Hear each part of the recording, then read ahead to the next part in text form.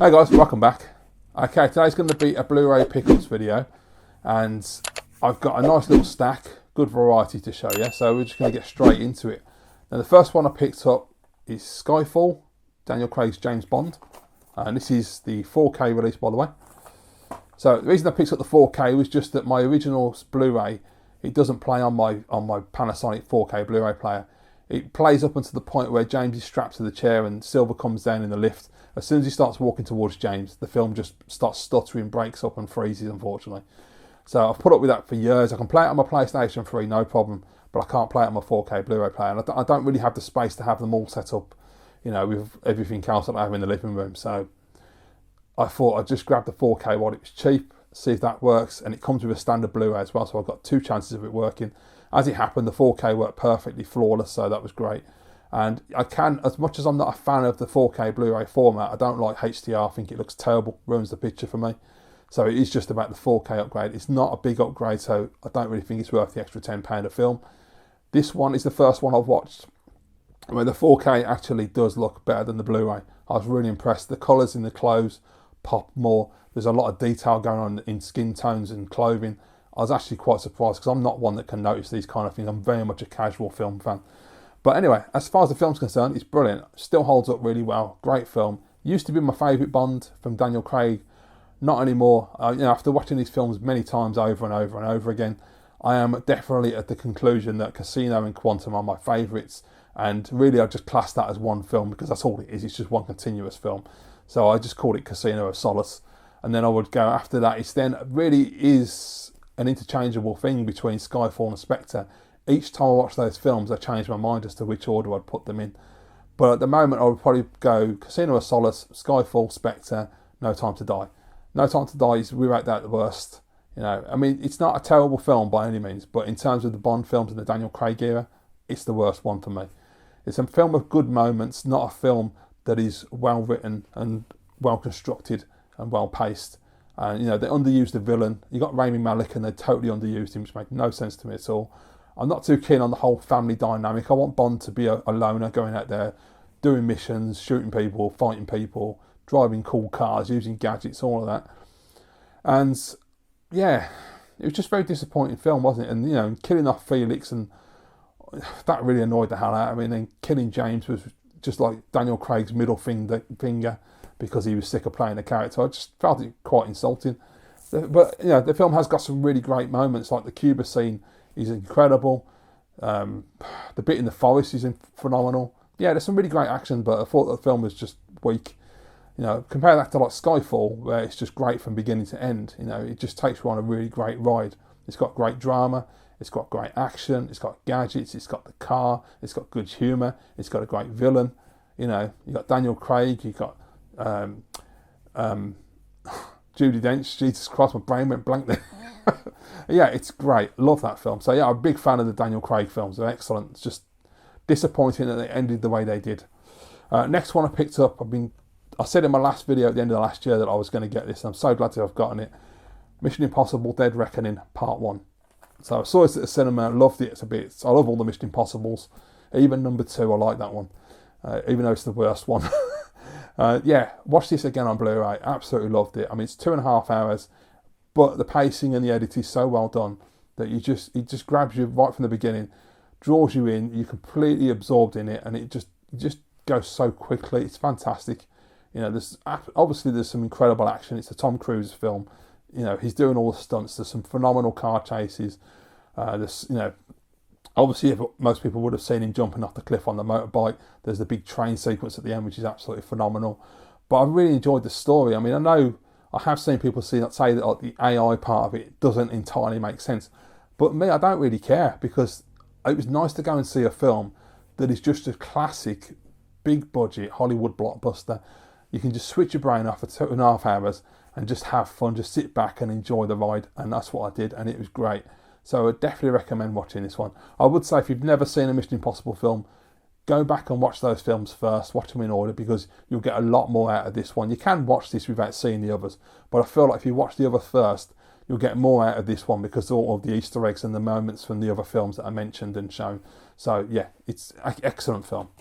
Next one is Eye in the Sky with Helen Mirren.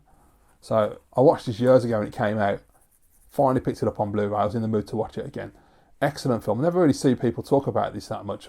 Obviously, I don't watch all the Blu-ray collectors on YouTube. I only watch retro game channels like myself. So if any of you guys talk about Blu-rays, that's where I see people talk about films. But yeah, excellent film. It's essentially all it is a drone film. So Helen Mirren is in the military. I can't remember her position exactly, but the idea of the film is they've got a terrorist in a house. They want to drone strike the house before the terrorist escapes and runs away. But they can't do it without permission, and they have to take into account casualties.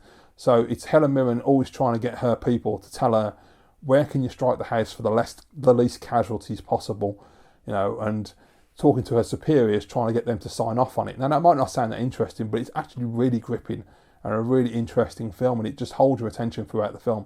Really, really tense, and something happens which I won't say in case you haven't seen it, which then makes it even more difficult for them to make the decision to drone strike this building. It's just a really simple concept that's so well executed and just completely kept me gripped all the way through it. Even though I'd seen it before and knew what was coming, it was still a really tense, great experience. So highly recommend Eye in the Sky. Recommend watching that, guys. Next one I've got is Without Remorse. This one came out on Amazon streaming around the pandemic time. Michael B. Jordan plays John Kelly. It's in the Jack Ryan universe and the Rainbow Six and all of that kind of thing. And the idea is that John Kelly goes on a mission with his squad. They come back to America, and then someone comes back and starts eliminating each member of the squad. They try and take out John Kelly and his wife. They kill his wife. John Kelly gets shot severely but survives. He then has to go on a mission to investigate and find out what it was all about. And he obviously gets into all the dark, murky, black budgets and the politics and everything that's gone on and why it happened and who came after them, who they actually were. Because when they go on the mission originally, they think they're going after some people, but it turns out they're not the people they thought they were.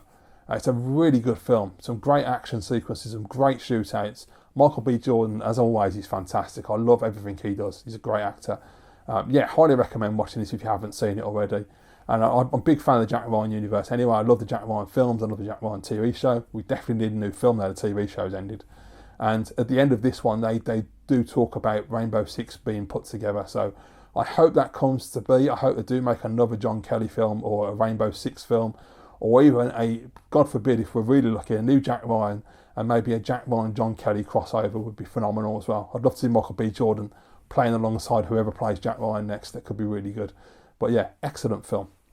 Next one I picked up in a charity shop earlier in the year. No, I have watched this one. Sorry, getting confused. Jason Bourne. This was like 150. So this is, for some reason, I'd never picked this one up. I've got all the other Bourne films, but I just never picked this one up.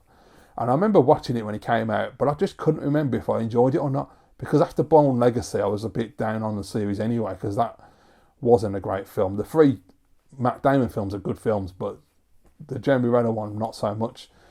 So I picked it up, 150. I thought, give it another shot, Pete. Watched it, really enjoyed it, a lot more than I remembered it being.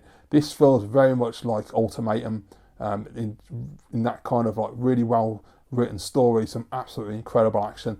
Because Bourne Identity is a lot slower than the other films. It's more story driven. But there's some absolutely great moments in it. The one particular thing I loved was the Vegas car chase. You just got to see that to believe it. It's absolutely incredible. And watching the behind the scenes and seeing that they actually did it properly, practically, and showing how they filmed it was so good. Excellent film. Highly recommend it, just to rank them for the hell of it. My favourite is Bourne Identity. Then it's Bourne Ultimatum. Then it's Jason Bourne.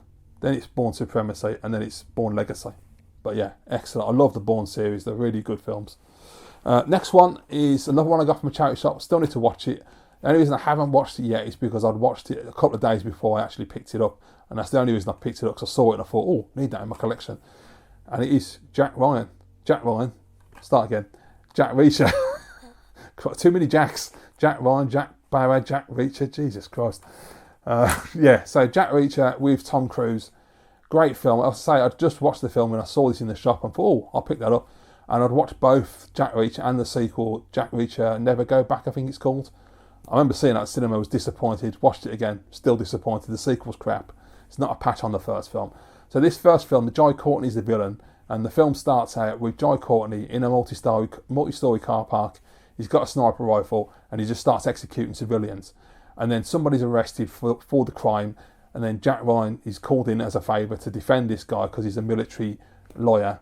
And the idea is that he comes in and he has to find out exactly what happened, who committed the crime and why. And it's a fantastic film. It's just a pure investigative thriller, and it will hold your attention from beginning to end. It's really, really well done. It's got a little bit of action in there as well to like vary it up a little bit, but Tom Cruise's performance is phenomenal. Colby Smulders is really good in it. Jai Courtney's excellent in it. He's gotten better over the years. Every time he does a film, his acting gets better. Excellent film. The sequel, first half is good, the rest of it's crap. It just loses its way. But yeah, I've really enjoyed the first Jack Reacher, so definitely one I would recommend watching. And the last film is one that surprised me. Didn't expect to like it. Certainly didn't think I'd be getting this on Blu-ray. It is Transformers Rise of the Beasts on 4K.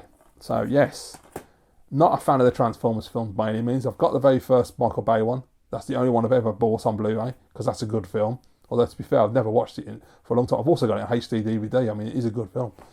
I need to get Bumblebee because Bumblebee was fantastic. I really enjoyed that. But, you know, let's be honest, Transformers 2 was bloody awful. Transformers 4 was awful. Number 3 was half decent. And I didn't even bother. Was it Last Night, I think it was called, the one with Anthony Hopkins with the time travel? And no, I ain't watching that. And they're too long as well, and they're really bad. So I was really down on the series, and Bumblebee came out, reignited my enjoyment.